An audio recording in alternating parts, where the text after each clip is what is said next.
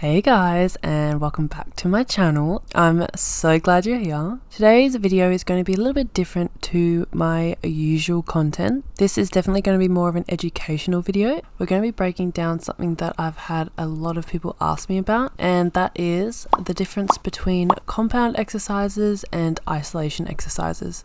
And more importantly, how can you use both of them to maximize muscle growth and make your workouts more efficient? I'm going to walk you through examples for both upper body and lower body, talk about the benefits of each training style and how to blend them together into a smart routine without overthinking it.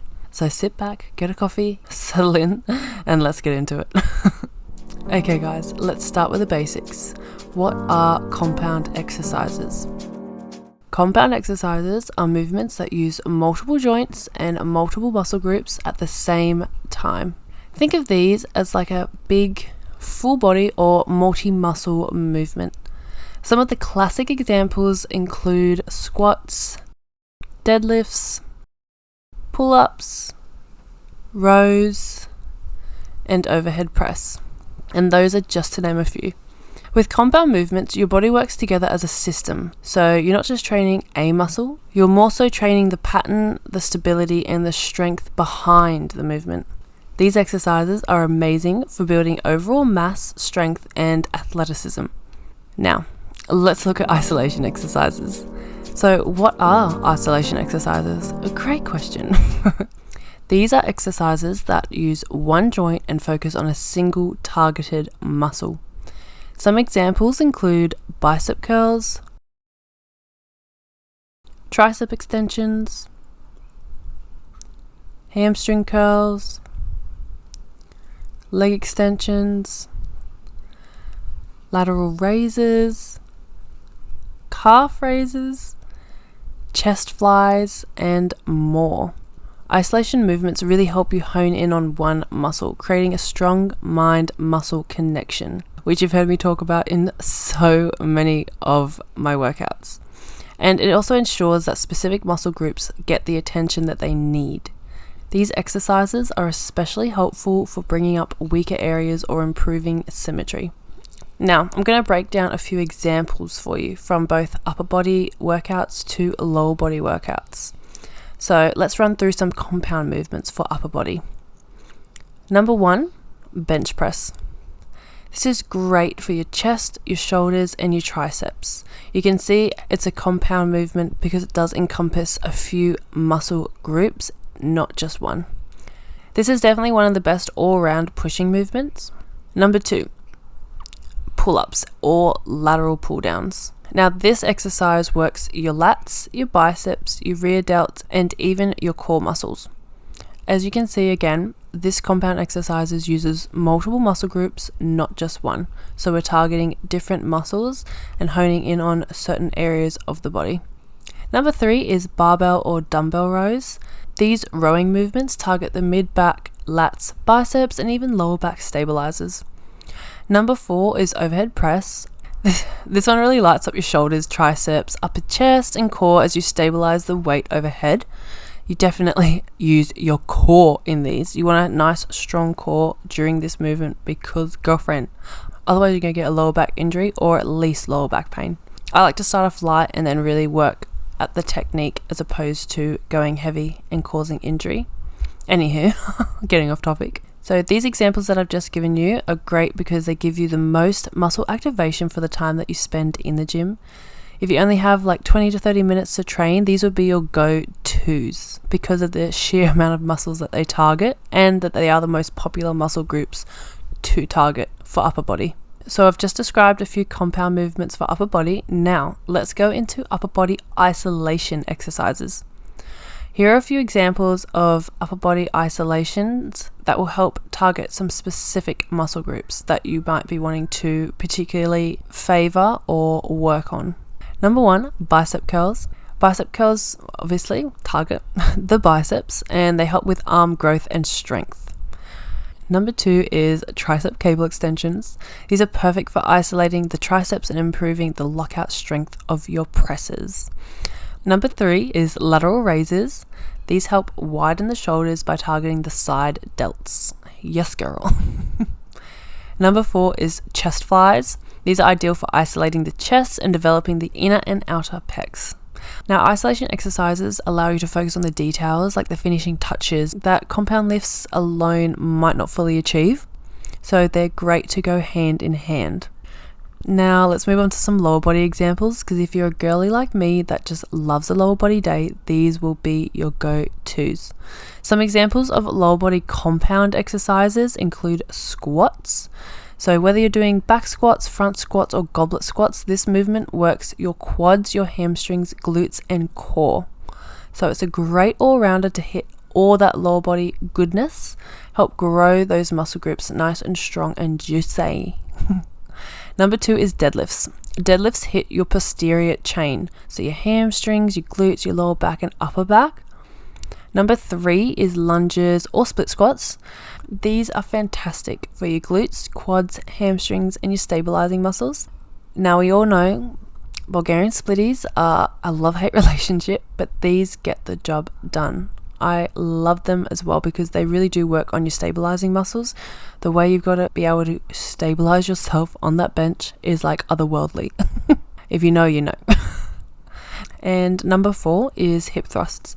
These are primarily glutes, but they do also activate hamstrings and core. Now these lifts are your heavy hitters, guys. So these ones that you're wanting to develop your legs and your glutes, and usually go quite heavy with these particular exercises. So they are the ones that you will go ham in with the weight. Obviously to a reasonable extent of what your ability at the time is, but you guys know what I mean. Now let's move on to some lower body isolation exercise examples. Number 1 is leg extensions. Guys, you know I love these bad boys for the quads. These focus purely on the quads and are great for adding more quad volume without fatiguing your whole body, which is what we want. Because at leg day, let's be honest, we're pretty much dead by the end. Number 2 is hamstring curls, and these isolate, you guessed it, hammies. These isolate the hamstrings and are excellent when you want to grow and strengthen them without stressing your lower back. Number 3 is calf raises, which I've recently been really getting into. These are a direct exercise for hitting the calves from different angles, so you can stand, you can be seated or on a machine, and you're basically focusing and honing in on your calf muscles. They're a great exercise if you've had ankle injuries in the past, because they are strengthening those muscles surrounding the ankles as well as building up nice juicy calves. Number 4 is glute kickbacks. These are great for activating and isolating those glute muscles, so the gluteus maximus, minimus, and medius. Now these isolation movements will help you dial in on those muscles that might lag behind in compound lifts, so that's why they again go perfectly hand in hand, isolation and compound, and why you need both in your workouts. Now let's break down why compound exercises are so powerful. So these will be the benefits. Number 1, more muscle growth in less time. I mean, that's the recipe to success, isn't it?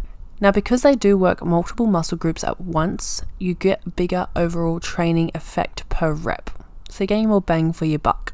Number 2 is strength gains, guys. Compound movements recruit more muscle fibers and typically allow heavier loads, which is great for building strength. That is what you want when you're doing your strength workouts. Number 3 is better coordination and stability. So we're working our core, our stabilizers and supporting muscles, which obviously helps allow with stability and precision during our lifts. Number 4 is higher calorie burns. I chucked this one in because we are using more muscles, so your body is expending more energy, and it's a plus. It's a plus to working those compound movements. Number 5, and this is the final one, our foundational movements.